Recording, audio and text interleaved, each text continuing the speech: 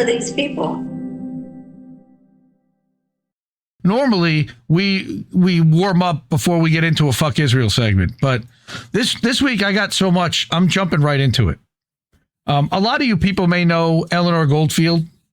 She's an independent live streamer, podcaster, journalist, part of the Project Censored, and she and Lee Camp are I think they're married. I know they have a kid together. Pretty sure they're married too.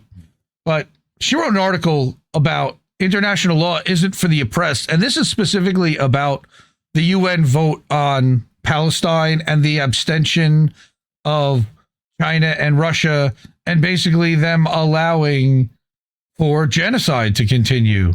So Eleanor writes that it was November 29th, 10 days from now, and 78 years ago. I'm not sure if looking at pictures of it remind me of Dr. Strangelove because of the black and white photography in 1940 styling, or because of the immense evil that room was about to unleash. Horrors and terrorism that they couldn't possibly have conceived of then. That with their fleeting votes, they would ultimately usher in the world's first live stream genocide.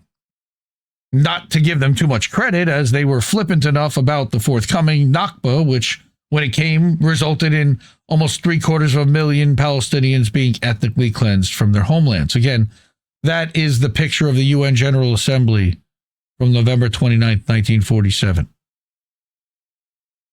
Okay. When it didn't stop there, because genociders never stop, they must be stopped. Papers were filed, speeches made, concerns raised, but the horrors continued. At any point in the past 78 years, the UN could have circled back to its initial creation of Israel and taken actual steps to combat it, but it never did. And on Monday, November 17th, the UN Security Council voted unanimously, with China and Russia abstaining, to accept the U.S. plan for Gaza, which is nothing short of continued ethnic cleansing and essentially a slow-moving genocide. Palestinians were not included in the vote because they never are. With this decision, the UN once again showed its foundational ideology, its raison d'être. Okay, if colonialism is the battering ram for capitalism, then the UN is the sandpaper, ensuring those being bludgeoned to death don't get any splinters. For instance, it's worth noting that while the U.S. has a seat at the UN, the hundreds of indigenous tribes, even recognized by the U.S. law, do not. Sweden has a seat at the UN, but the Sami, whose ancestral lands negate the borders of Norway, Sweden, Finland, and Russia, do not. India has a seat at the UN. Kashmir does not. Indeed, the UN has since 1947, fateful year at that, been discussing and debating what it calls the India-Pakistan question. You'll notice that Kashmir is not even mentioned. And still, no action has been taken with regards to using international pressure on India.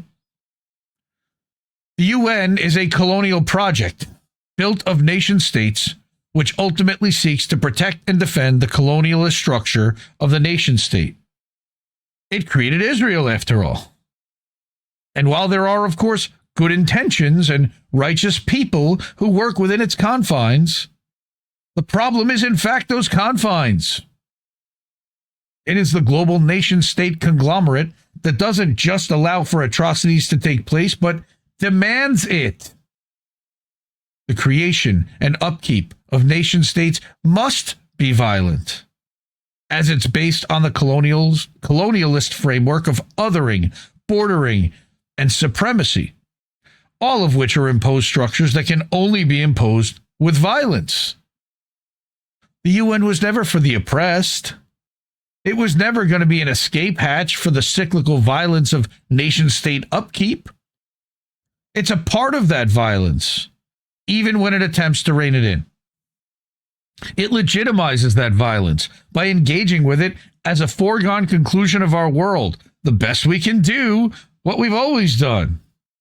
It is therefore also engaged in the violence of abolishing memory, of protecting and uplifting the ways in which we've built and thrived outside of the nation-state paradigm. When it comes to justice and liberation, at best, the UN is useless. At worst, it whitewashes and excuses the true nature and intentions of the colonialist and imperialist network it serves. Man, that is a powerful statement right there. Again, that's not to say that the UN doesn't do good work. It's the charity event in the capitalist framework. Charity events and organizations also have a very clear and positive effect on the people who are deemed worthy enough to receive it. But the framework that charity hides is grotesque, and their cover-up is likewise so. In short, the UN, as part of the architecture of our oppression, will likewise be part of the ashes of the empire if and when we rise from them. And the fire's already burning. As we stare down climate chaos and the continued destabilization of the global nation-state conglomerate, because it's been replaced by the corporate oligarchy state, we will see more and more that the imperial core will dig deeper and deeper to its roots, for it knows only one way to solve problems, and that's through more violence and more oppression. It's therefore vital that we do more than fight, leaning back on our heels. Right? Our goal must be to abolish the entire architecture of this global oppression.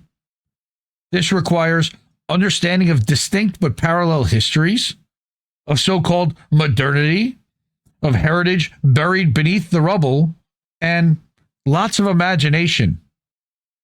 It requires the solidarity of the shaken, where we, with broken hearts and maddened minds, confront an unacceptable reality and every day, in small fractured ways, make worlds. We're not alone in this. We have lessons from many people in many places at many times, but we must dig to find them, to find each other, and to never look to those aiding our oppressors for liberation. Some people might even say that would, it's funny. Topher says something about you're really close. They believe that they're important, but in the end, they just like to hear themselves talk. They're representatives of the owner and donor class is what it is. They don't make those decisions. The UN is a U.S. appendage, not just a U.S., but a Western civilized appendage. The way that they put the sanctions out to Russia, but won't do anything about Israel, just shows just how toothless that institution is. As toothless as the ICJ, unfortunately. So this one made me think, and I wanted to bring that kind of as a warm-up and something to think about, that while it is Israel, remember that it's every other nation that stands by and voted outside of the Arab nations to allow Israel to exist in the first place, and that continues to acknowledge it as a legitimate nation state that they should continue to do business with and deal with. They shouldn't. Fuck Israel. Fuck the UN. The way that they've been whitewashing and ignoring. Look, they had UNRWA set up, and they've bailed. They haven't fought at all to keep their people there. Not hard enough, at least. They haven't gone and lobbied to every nation on the country in the world to say, look at what these people are doing to our innocent people that are there to feed starving people. I don't hear Antonio Guterres doing that at all. I don't know why he's still the Secretary General. Well, because he won't hold them accountable, so he keeps his job. Again, fuck Israel. I've talked about this guy before. Guy Christensen. All right. This is an interesting video that he made, and a short one, detailing that he was a senior in high school when Israel began this genocide. He's now been kicked out of college. Ohio State University. We covered that he was expelled for protesting against the genocide and camping out. He did nothing wrong. He committed no crime. I was just a senior in high school, 17 years old, when Israel launched their genocide against the Palestinian people. And I knew I had to speak up. That's what I did. And years later, I'm 19, about to turn 20, We've reached hundreds of millions of people with our message of peace and humanity. This year we raised over $500,000 to feed people in Gaza directly on the ground, something we're still doing now. And it feels like I've come almost full circle, because at the end of this month, I'm honored to have the opportunity to speak to high school students about how they can use social media to elevate their voices and make change in this world. And we need more people doing this. We need more activists. We need more people on the ground, more people using their voices online. It's so important. And I mean, to me, I'm just blessed. I'm just like very blessed. I don't have to be in Gaza under Israeli occupation, under the boot, under bombs, under starvation. I don't have to be in a prison here in the United States detained for my legal status. I don't have to be in Sudan, who's undergoing another genocide. I'm honored to be blessed to be supported by you guys, to be elevated in the position that you guys put me in, and I'm thankful for it. And I mean, if you want to come see me at the end of this month at the Palestine Convention, you can check out them at palestineconvention.org. It would be nice to meet you guys. Anyways, thank you, and free Palestine. I think that was earlier this month, and that was in LA. He went and did that. He actually just did a video today on his Instagram about Palestine Cola and about two Palestinian guys that are trying to basically, create a BDS version and send the proceeds and the profits to support Palestinian people. Yeah, I agree. He's even more cool than when I was his age, for sure. He's certainly aware of what the hell's going on and setting himself up to be some kind of a leader. And he's, he can articulate beautifully and really summarize stuff. And again, he connects with people very well. Guy Christensen, your favorite guy, I believe, on Twitter. And if you look him up, you'll find him all over the place. He's on Facebook. Amazingly enough, they tried to kick him off, but he's been reinstated. Vedmore is in Johnny Vedmore, D to T. Yes, it is Johnny Vedmore. We're going to talk about Johnny Vedmore in a little bit. But we're still on our Fuck Israel segment, so we're going to continue that. This one's going to kind of upset some people, and it even upset me, but I have not really seen an article talking about the embarrassment of the Jewish community because of what Israel is perpetrating.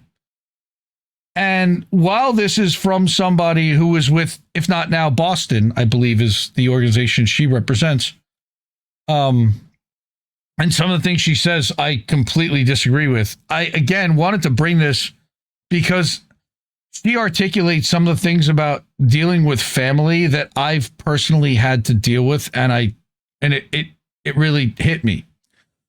So she writes this article. It says, 2 years after October 7th, where is our movement headed? This is Alyssa Rubin.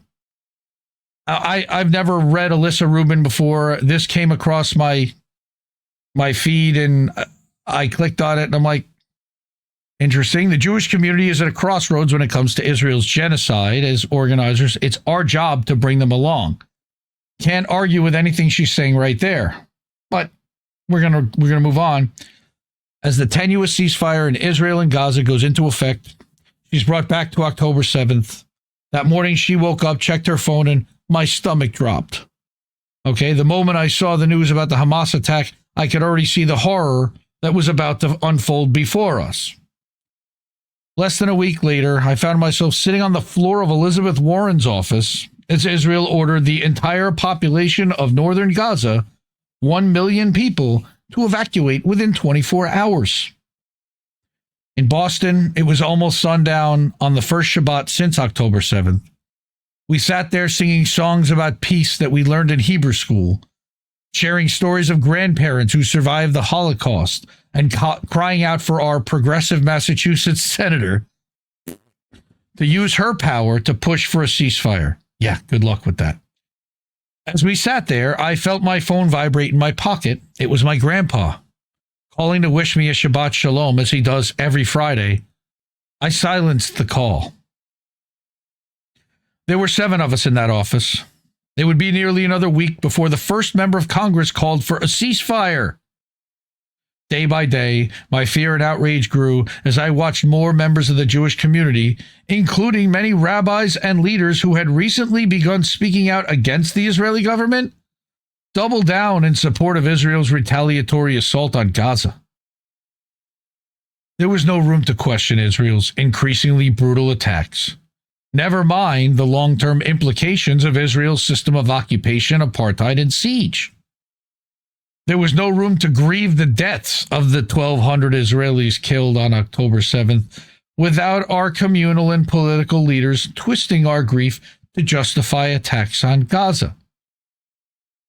And certainly there was no room for the humanity of the millions of Palestinians now facing relentless bombing, displacement, hunger, and disease. I told you I didn't agree with everything this article said. To be Jewish and call for a ceasefire in October of 2023 was a profoundly isolating experience that I felt on a deeply personal level. I think Alyssa's a lot more religious and plugged in than I am personally. I didn't feel like it was a profoundly isolating experience. I disagree with that, but that's her opinion and what her lived experience. She said in the weeks after and months after October 7th, I couldn't bear to talk to my grandpa, one of the people I love and respect most in the world. I couldn't endure hearing Yoav Gallant's threats to annihilate all of Gaza echoed in my grandpa's voice, the voice that sang to me as a baby and led Kiddush at Shabbat dinner every week. The voice that cried out to save my brother from walking into a busy street as a small child. I've never been able to square my grandpa's unconditional love for my brother and me with the violent ideology he supports when it comes to Palestine. This is a real thing that people in the Jewish community are dealing with. Last month, I opened my phone, and this time I saw my rabbi being arrested in Senator John Thune's office alongside dozens of other rabbis calling for food aid to be let into Gaza. I had to check twice to make sure what I was seeing was real. 2 years ago, the majority of the coalition of voices speaking out today against the Israeli government's genocidal actions was defending those very actions. What we're seeing now is an unprecedented communal shift. A new and growing liberal left alliance united against Israel's mass starvation and ethnic cleansing of Palestinians in Gaza. There is no longer any way for any right-wing Jewish and non-Jewish institutions to claim that the Jewish community stands unequivocally in support of Israel's siege of Gaza, or to simply write off dissidents as irreverent and marginal. Every major Jewish movement in the United States, from the Reform movement to over 80 Orthodox clergy, has now publicly criticized Israel's tactics of mass starvation and indiscriminate killing. That's a bare minimum. But those speaking out are clergy, synagogue members, elected officials, parents, young people, and elders of every race, generation, and denomination and gender. The dam has broken. I don't want to gloss over the very real tensions and misalignments that exist within that coalition. There are plenty, or how much work lies ahead of us to make meaningful political change, because that's not the way to actually do it. There is discomfort with using or not using the word genocide still, different relationships to Zionism, and disagreement with what it looks like to hold the humanity of both Palestinians and Israelis in our messaging. Oh my God. Again, that's liberal nonsense. That's just kowtowing and catering to the liberal bullshit brunch crowd. But holding the humanity of both Palestinians and Israelis means that they both have the right to exist, to live, and to live equally, with equal rights. It's not hard. But the fact that these are the conversations that we're even having reflects an undeniable shift in the center of power of the Jewish community. And I think that that is absolutely a fact. All right? Because it has shifted the narrative. It's even so slightly, but the narrative was get them and, spewing the hasbara of the nonsense. I don't even want to repeat the lies, that were perpetrated and still are by the Barry Weisses and plenty. But a lot of people are actually realizing, oh shit, the IDF actually did call for the Hannibal Directive. You mean the Apache helicopters are the ones that actually took out the cars? You mean they actually did pull the people off the wall the morning of October 7th, and that they actually were warned in advance and yeah, all of that. And now all of a sudden you're starting to see the questions asked, and it's way too late. Honestly, I agree. But it's important to acknowledge that a shift in American Jews towards Israel is important. Because without American Jewish support, that's why they're going after the Charlie Kirks and the Christian Zionists, because they're losing us. And now they're losing the Christian Zionists too. The Candace Owens, as much as I can't stand her, she's figuring it out. This shift didn't happen because people just woke up one day and decided to act differently. It happened because we, as just one part of the broader movement for Palestinian freedom, have created the conditions for people to move.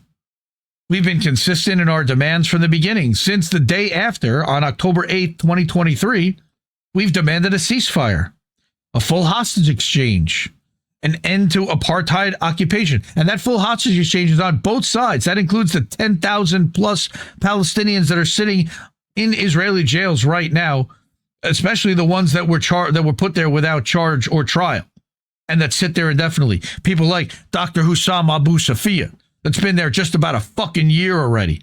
Free Dr. Hussam Abu Safia. All right.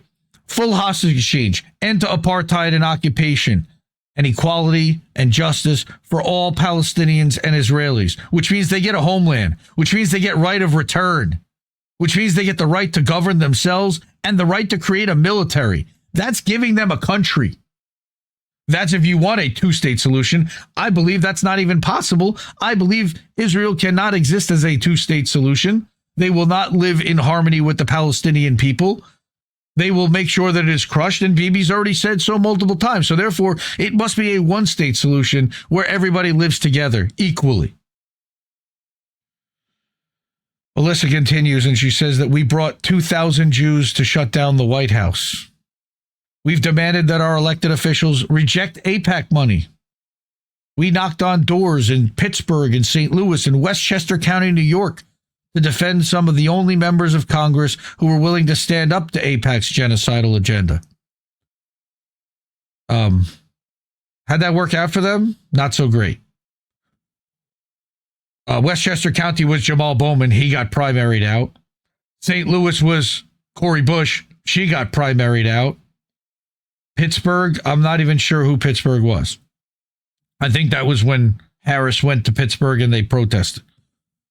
We showed up by the thousands when Mahmoud Khalil and Ramesia Ozturk were abducted for their Palestine activism earlier this year by the Trump administration, which we covered extensively on How Did We Miss That? And now it seems that we've achieved some of our basic demands as Israel and Hamas enter into a tenuous, fragile ceasefire. It's not really a ceasefire. Israel's never stopped killing anyone any day. The hostages have been released. No, the Israeli hostages have been released. Some aid is entering Gaza, a woeful, pitiful amount. And for now, the daily onslaught of violence has slowed. Despite the fact that this movement is exactly what we've been fighting for, this victory is painful. The journey to get here has been catastrophic and devastating in ways that are difficult to put into words. In the 2+ years that it's taken to get here, we have not been able to save the lives of hundreds of thousands of Palestinians in Gaza and hundreds more in the West Bank, including her friend Adwa, a leader from al-Khair, a tiny village in Masfer Yatta. And what makes this moment even more fraught is that many of the people who are joining our cries for a ceasefire and end to starvation are some of the very people who defended Israel's right to drop bombs and murder entire Palestinian families, who saw images of starving children and placed the blame solely on Hamas and preached unconditional support for Israel from the pulpit, who called us self-hating Jews when we dared to call for a ceasefire. They're the communal and political leaders who could have leveraged their power at any point in the last 2 years to save countless lives. Fuck all of them. There have been many calls for the reckoning that these leaders must undergo if they're to be trusted members of our movements. I agree. No, they're just not to be trusted members of our movements anymore, and we need new leaders. And leaders who won't capitulate and even consider working with people like that anymore. Our people have serious work to do. And I want to talk about the work that we need to do as organizers if we're serious about achieving our goals, because the stakes are unbelievably high. This victory is a significant one, but we have a long, long fight ahead of us. There has been no victory. What you're talking about is a victory in rhetoric where you've moved the goalpost like slightly. People are still getting killed. Israel is still being held without impunity, taking over Syria, taking over Lebanon. All these other things are still going on. You haven't stopped any of it, but you're somehow patting yourself on the back. That bothers me.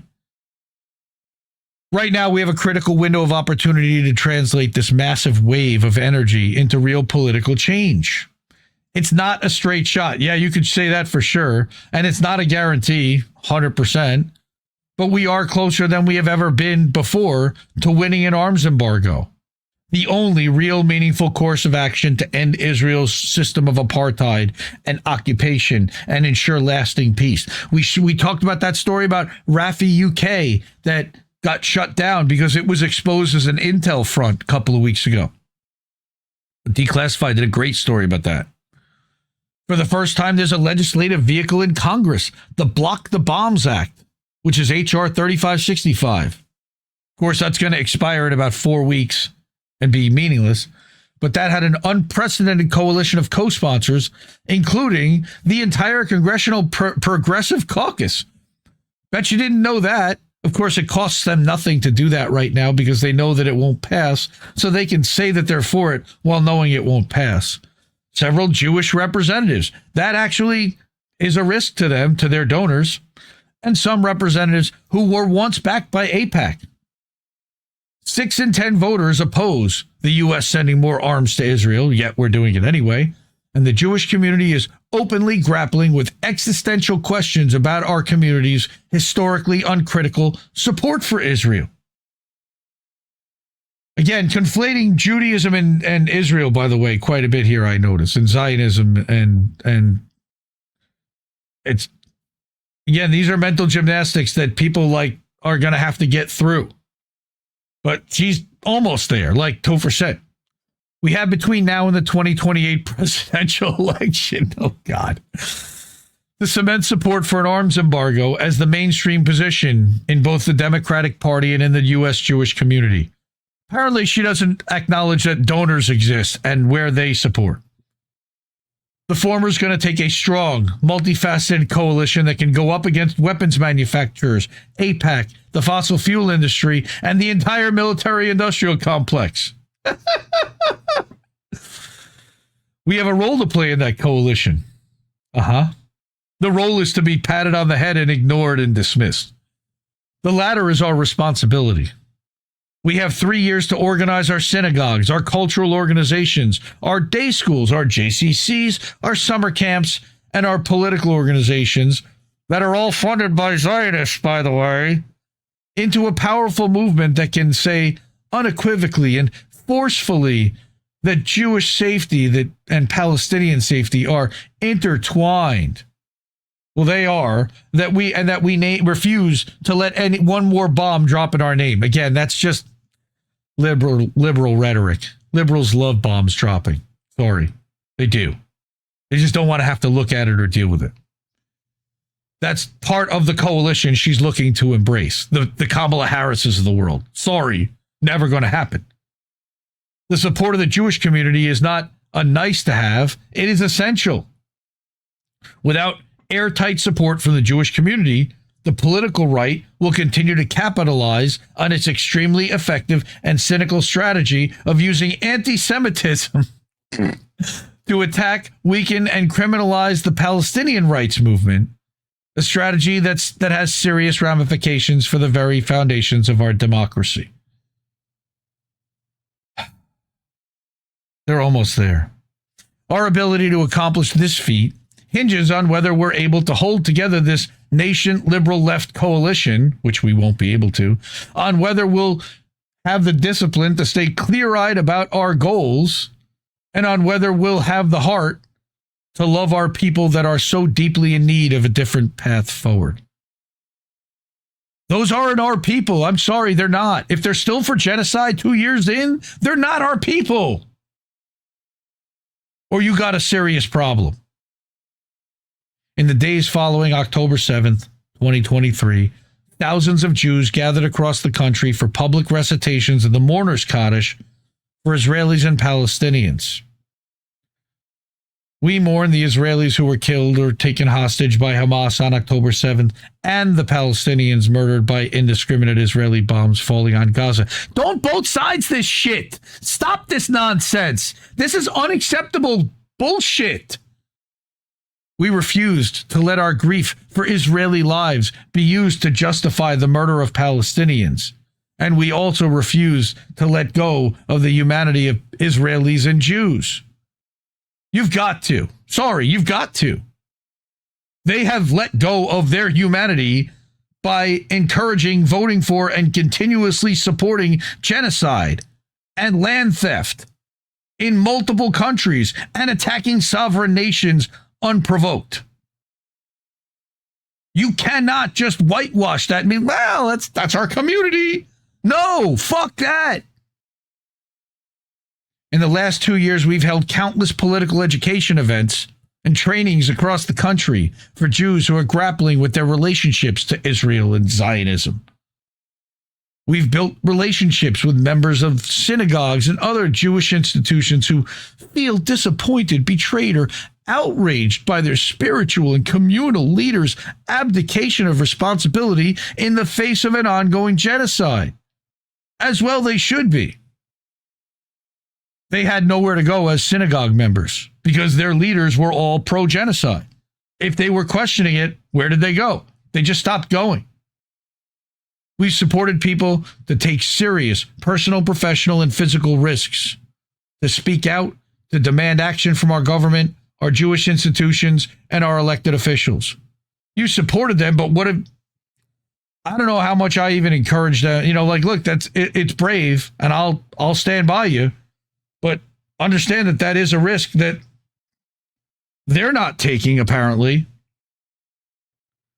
This is the work we must recommit to as we face this critical juncture.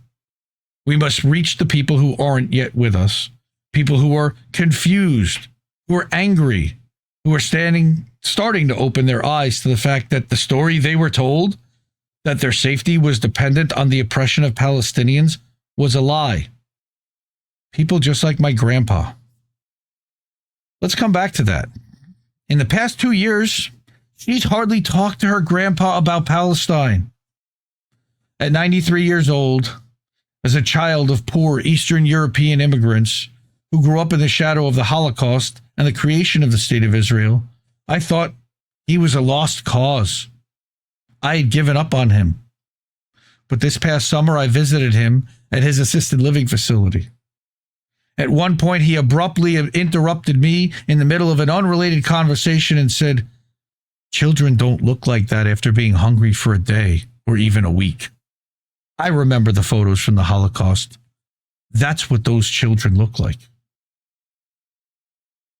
Something broke in me then. I had never expected him to see what I was seeing. I never expected that his unconditional love would be able to jump the fence of the lie he'd been fed about our safety. Through my tears, I told him about my friend Auda, murdered in cold blood by a settler in the West Bank that very week. I told him about witnessing a home demolition in Masafer Yada in 2019 and about how easily the house collapsed against the bulldozer's claws like a house of cards. I told him about the Palestinian kids I met and their grandmother that reminded me of my grandmother, how they had never seen the sea. I told him how desperately I fight every day for a world where Jewish safety and Palestinian safety are not pitted against each other. He said, I'm worried about what this means for the future of Judaism. How do we go on? That is the question. I asked him what it was about Judaism that he wanted to protect.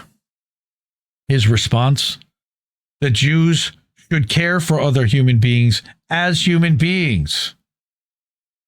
I took his hand and committed to him that I would fight every day for a Judaism that embodies this belief.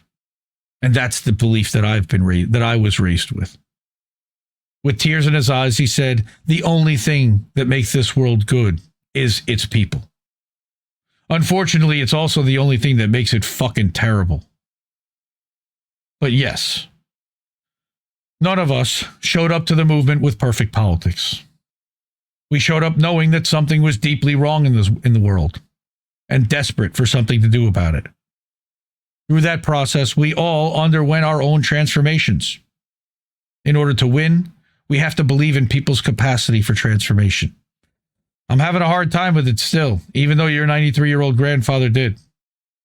I'm not talking about watering down our message so that we appear more palatable or walking back our commitment to telling the truth about the reality of genocide and of decades of apartheid and occupation. I'm talking about being steadfast, both in our politics and how we practice our politics, or lack thereof, because none of the above, motherfuckers. We have to be committed to meeting people where they're at, and we have to refuse to leave them there. No, we have to bring people to where we're at. You have to meet them where they're at so that you can speak to them, but you have to bring them, like she says, you can't leave them there. But you can't stay with them, and you can't meet them on their terms. Because if you meet them on their terms, then they've co-opted you, not the other way around. This is not going to be easy work.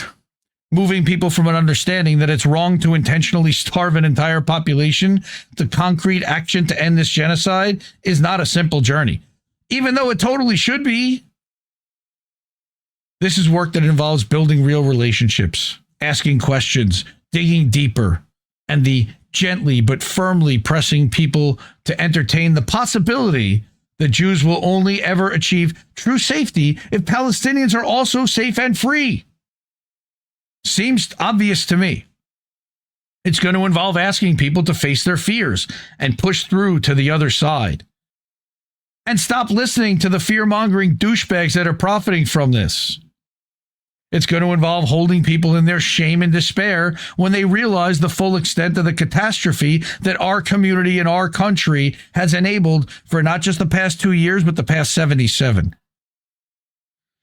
It's going to require looking at our own messy politics, the places where we still have more to learn and unlearn as we accompany others on their journeys. It sounds like she's still got a lot more to unlearn, though she's been there. She's actually made the attempt to sit down in Gaza and in the West Bank and learn directly from the people who live it. We have the tools to do this work. Over the last decade, community-based Jewish organizing groups, including her organizing home, if not now, have been running training programs that have been transformational for thousands of people. As a participant and facilitator in these programs, she's seen it happen. She's watched people of all ages have told each other, as they've told each other stories of their ancestors' fights for survival, of their experience of indoctrination in Jewish institutions, of the movements of rupture in their families and communities. I've cried alongside new friends and comrades as we grieve the way that our people's trauma has been used to justify the oppression, subjugation, and genocide of Palestinians. I've sat with people as they started to see, with fresh eyes, the reality of almost 80 years of apartheid and occupation. And I've asked these people to take action, to do things they've never done before, to sign on to a letter, to speak at a rally, to ask others in their community to join them, to risk arrest, to risk getting fired, and to risk their status in their community. Organizing at its core is about transformation. It is the job of organizers to help people see the world in a new way and realize their own power. And when that personal transformation happens on a collective level, we unleash the power to transform society. this is as much a spiritual project as it is a political one. I think that's a little holdy-handy, hopey-changey kumbaya. But again, remember, she's still pretty liberal. She says, we're up against forces who are looking to exploit every opportunity they can find to fracture this movement, and we don't need to give them any more opportunities to do so. We owe it to ourselves and the movement we're building, to the growing movement of Israelis who are taking immense risk to resist their government's tyrannical policies, though there aren't nearly enough of them, to the precious souls who've been murdered by the Israeli apartheid regime. And most importantly, to the Palestinians who continue to resist the daily horrors of the genocide, to do everything we possibly can to help to build the movement that we need to win, whatever winning is. And again, I think defining a win even is something that we would all have to argue over. I feel like this is doing mental gymnastics to justify some stuff, but I specifically wanted to talk about the thing with the grandfather, and because it's very personal to me too. I struggle with it. I have a father, I've been pretty open, who's a Zionist, and he and I are still very close, and we go back and forth and back and forth. And I won't stop trying to change his mind and trying to scream at him about how wrong this all is, because this is the guy who put the values in me to know that this was wrong. So how can he not see it? And I'm not going to stop trying to convince him. And usually what he ends up doing is throwing his hands up and saying, I don't want to discuss this anymore, because he doesn't have an answer. He doesn't have a response. He doesn't have any kind of justification other than to say, I want to, like it's that childish, and then all the Hasbara, the narrative. But he doesn't even bother with the October, he does try to reference October 7th, and I keep reminding him it's not about October 7th. Okay? It's about so much more than that, and it's about holding these people in humanity. Why do you think they would even want to rebel or have a prison break on October 7th? And let's call it the prison break that it actually is, and not call it the worst terrorist attack in the history of the country, or whatever you want to call it, where they allowed it to happen, where they called in the Hannibal Directive, where Israel murdered its own citizens to do that. All right? And to not even acknowledge it is gross. So I continue to fight daily, and whenever we see each other, we have pleasant conversations, but it will inevitably at some point come down to corruption, control of narrative, and Israel-Palestine, and the way that Israel is trying to own all of the media entities like Paramount and Skydance buying now TikTok, and now making a bid for Warner Brothers Discovery. Again, that would give them the power to control a narrative across a massive amount of platforms that have tens of millions of viewers. It's something that I'm grappling with, and I'm not going to cut off my family. Although a lot of people have cut off family members that can't see it and that don't even want to discuss it. I refuse to do it, and I will keep trying to make that happen. And I'm not going to, and I don't want to deprive my kids, their grandparents, for example. And there are those kinds of considerations. So fuck Israel for all of that, and for even having that level of mental gymnastics, so that you have to kind of bridge a gap between people who are advocating for genocide, who are in your family, and you, who knows that genocide is wrong and is completely against that, but don't want to completely cancel out your family. How do you manage to live alongside that? It's incredibly difficult and frustrating, and in some cases heartbreaking, because the disappointment in people that you thought believed a certain thing that doesn't exist, that is a hard reality to deal with. But I still have more in Fuck Israel, by the way. Jonathan Cook, this is a long one, so I'm just going to show you the headline, and I'm going to graze over it quickly, because, again, this is very long. This is another one. Trump is turning Gaza into a brutal colonial protection racket.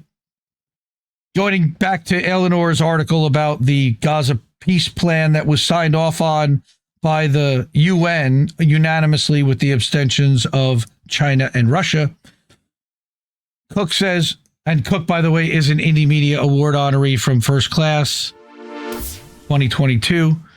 Trump is turning Gaza into a brutal colonial protection racket. Trump's peace plan will never be meaningfully realized and was never intended to be. It's simply a way of prolonging Gaza's living hell. All right. And he talks about how, the president will be able to dictate the fate of Gaza's people with a simple gesture. Whatever he decides, whether the thumb up turns up or down, it will be called peace, like a Roman emperor. Reminds me of the scene in Gladiator with Joaquin Phoenix with the thumbs up. I think it's thumbs up. Trump's most likely sidekick in this depraved charade will be Tony Blair, the former British Prime Minister. Now, remember, Jonathan is British, so he's coming from a British perspective. Tony won his war crime spurs more than 20 years ago when he joined one of Trump's predecessors, George W. Bush, in launching an illegal invasion of Iraq and a subsequent catastrophic occupation that left that country in ruins too. Satire cannot do justice to this movement. All right. They're talking about how this is a joint U.S.-Israeli occupation, and part of it is in disarming Hamas. Last year, the ICJ ruled that Israel must end its occupation and pull out of all Palestinian territories as rapidly as possible, including Gaza. We can see that they have done the exact opposite and have taken more than 50% of the country, making the territory, making it a yellow zone that any Palestinian that enters will be shot on sight. In supporting UN Resolution 2308, both have, entirely predictably, reneged on that promise. Although at the insistence of Arab states, the resolution makes a vague nod to a possible pathway to statehood. The Board of Peace, that is the U.S. and Israel, gets to decide when or if that actually happens. The worst part is that a precondition is that Mahmoud Abbas's supine Palestinian Authority submits to an undefined reform program. What has that got to do with Gaza? The Palestinian Authority already serves as Israel's reliable security subcontractor in the occupied West Bank, having turned itself into a modern-day Vichy regime. And again, there's a lot more there, talking about the ties to criminal gangs and how Israel has been supporting the criminal gangs in order to loot the aid, and then claim that it is Palestinians that are doing it, not Israeli-supported Palestinians, but Palestinians doing it to themselves so that then they can justify blocking more aid. Okay? Then you again have the behind-the-curtain section, all right, where hand-picked members of the media were given a peek behind the curtain to see who'll be running Gaza. We knew that 18 months ago. We covered the Gaza 2035 plan, that it was going to be a coalition. All right. But now we have actual names. All right. New Civil Military Coordination Center is filled with Israeli, U.S., and European military officials, Arab intelligence agents, diplomats, and aid workers. There was, the paper noted, no one representing Palestinian interests, because there never is. The same building was used earlier to house the Gaza Humanitarian Foundation. Reminder, the U.S. and Israeli-backed mercenary group that pretended to be an aid agency until it was wound up last month when they first announced a ceasefire. But that agency had whistleblowers that were saying that they were murdering Palestinians as well, and working alongside the IDF to murder innocent children that were scrambling for aid.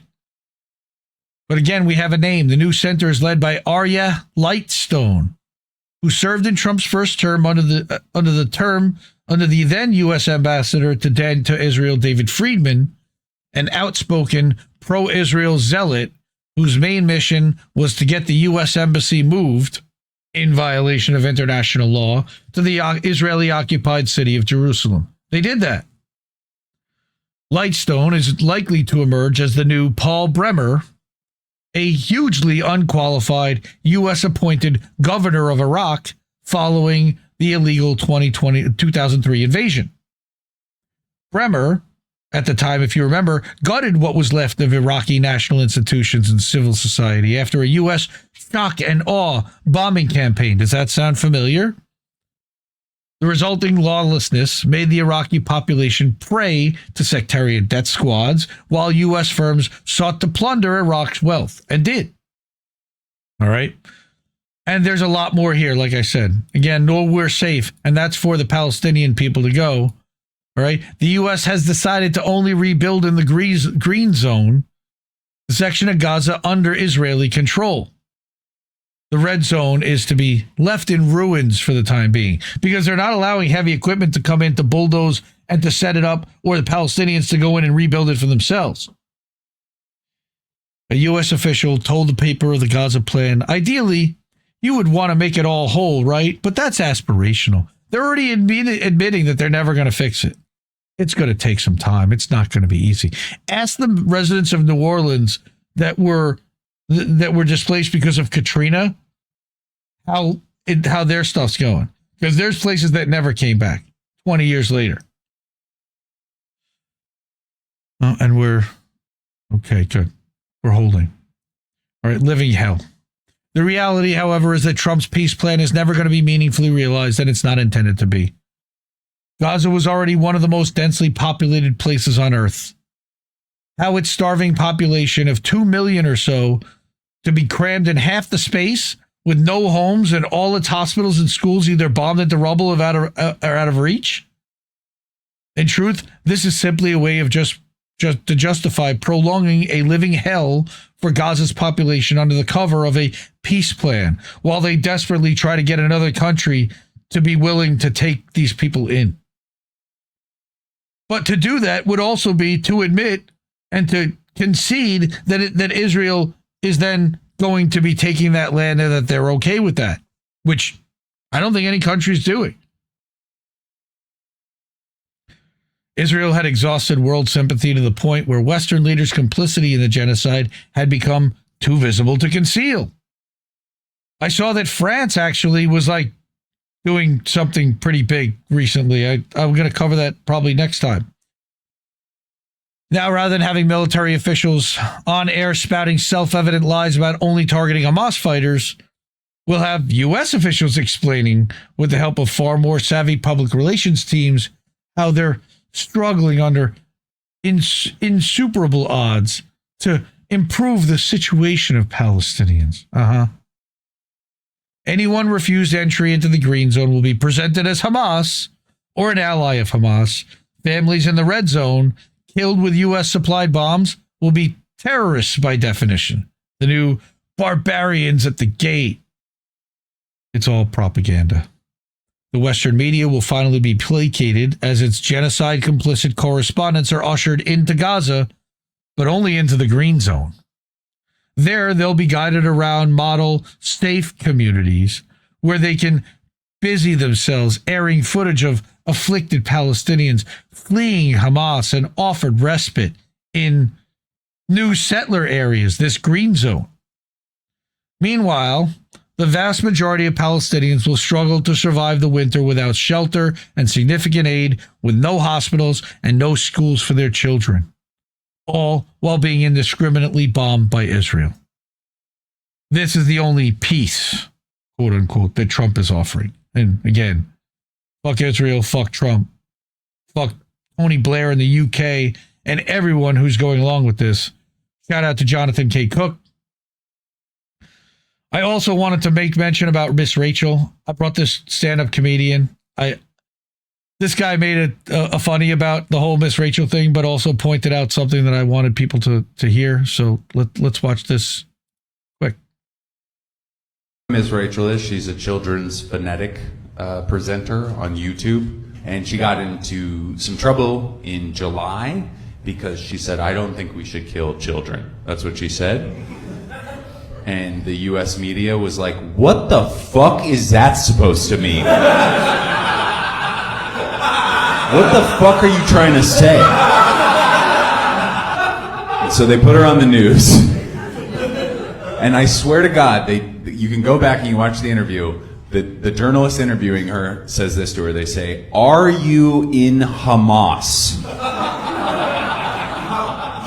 They asked Miss Rachel, who wears overalls and a pink shirt with matching headband every day of her life. They said, "Are you in Hamas?" And I really like to think about that. I like to think about Miss Rachel getting into Hamas. I like to track that. I like to do the forensics on that. She's probably worth $500 million. Lives in New York. Has only worked in speech therapy for children, and then now she's a YouTube presenter. Brand deals across the globe. How did they DM her? Is that what they did? They DM'd her? She went to hidden messages. She opened that up. She said, "Oh shit, it's Hamas." They said, "We're big fans. We really love what you do. Have you thought about Islamic resistance at all?" And she said, "You know what? I have always been interested in Sharia law. I have." The funny thing is what I like about Miss Rachel is she's uncancelable because the kids like her too much. And if you have kids, you know that if there's something that will occupy your children, poor use of words in this joke, but if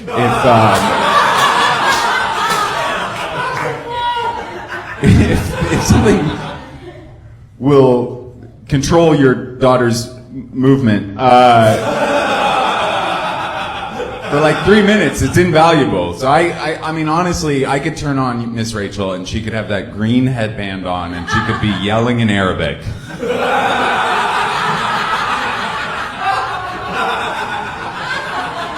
And I'd be like, let her watch for a little bit, just let her watch for a couple minutes, you know.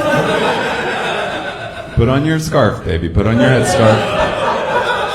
You know it's haram not to wear it right now, okay? Mashallah, this is a good show. Alhamdulillah. If you guys don't know who Miss Rachel is, she's a children's phonetic. Just a little lighthearted comedy about how ridiculous it is that Israel is trying to cancel Miss Rachel. She's Hamas. That's right. We're all Hamas. I also wanted to point out at the end of this that there was a war criminal dinner party protest seen in Union Station last week. And this was beautifully done. So Village Crazy Lady Mel, I saw this from Eitan Fishburger. Check this out. The masks were amazing. So you've got Pence and Blinken, Trump, Netanyahu, and Marco Rubio.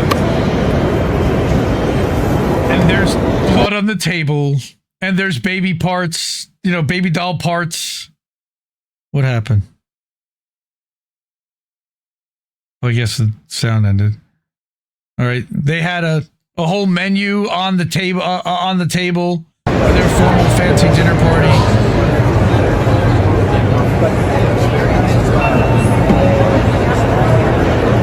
All right, this is them getting in trouble for setting it all up. So they had to pack it up and move outside. Okay, and while they were going either to or from the station. Oh, going on a nice walk with my dog.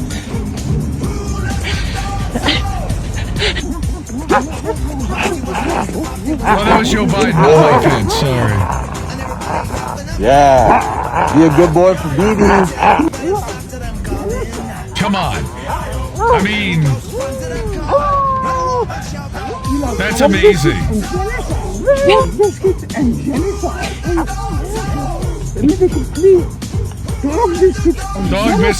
Dog biscuits and genocide.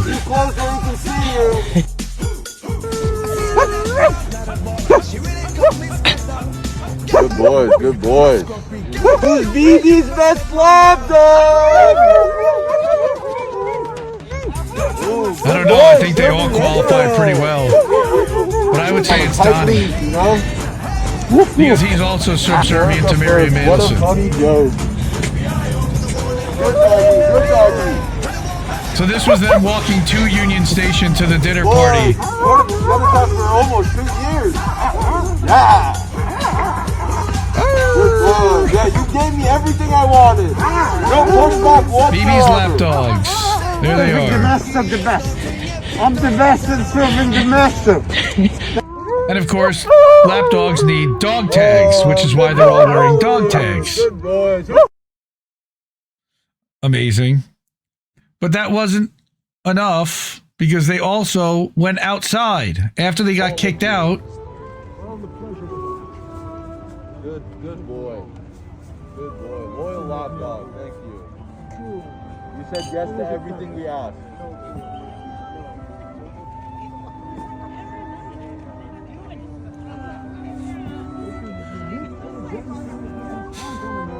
Dude, Friends in genocide.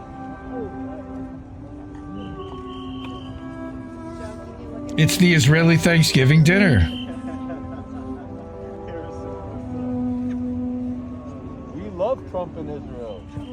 We love right-wing fascism. Shout out to whoever had the balls to do this because they definitely risk getting themselves arrested for doing it. Even though this technically is an expression of free speech, I don't know if they got permits, for example, and You guys serve us. America first? What a joke. You guys serve me. Right, Mr. Trump? America first, right? they needed to make the mouths move on the masks. Yeah. It really is art, KYE. I agree. That is performance art. I know you love to share. Where can we get those masks? That's a great question. More blood, yes. More blood. Oh my god. It's a genocide. Genocide started in 2023. How different is that from the state dinner where Mohammed bin Salman was there? Did they toast to genocide too? New genocide in 2026.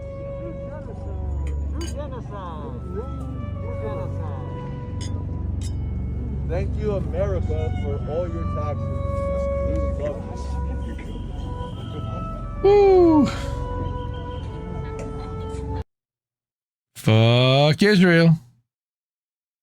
So, just a little funnies and a little bit of, I wouldn't even say poking fun at. I mean, it's a sad state of affairs that this is actually more close to what reality is than anything.